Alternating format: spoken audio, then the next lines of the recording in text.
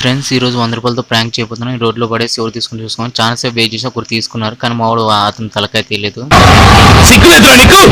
దాని తర్వాత మళ్ళీ అతను వచ్చి మళ్ళీ తీసుకున్నాడు. ఆయన చెప్పి ఇది ప్రాంక్ అని చెప్పాం. రెండో బకరా కోసం ఎదురు చూస్తుంటే ఒకేసారి ముగ్గురు మహా బకరాలు అయ్యారు. ఆ ముగ్గురు బకరాలు ఎవరో మీరే చూడండి. వీళ్ళే మా ఊరు ముగ్గురు బకరాలు. దాని తర్వాత చాలా సేపు అయినా ఎవరు దొరకలేకపోతే వెళ్ళిపోతుంటే ఆయన పిలిచి ఆయన కావాలన్నాడు. చిరుక దొంగనోడు అని తెలిసిన తర్వాత వద్దు అన్నాడు. నేను బకరం కానంటే అన్న నువ్వు వెనక్కి పిలిచినప్పుడు బకరా అని చెప్పాను. అప్పుడు ఆయన ఏం చేయలేకపోయినాడు పాపం.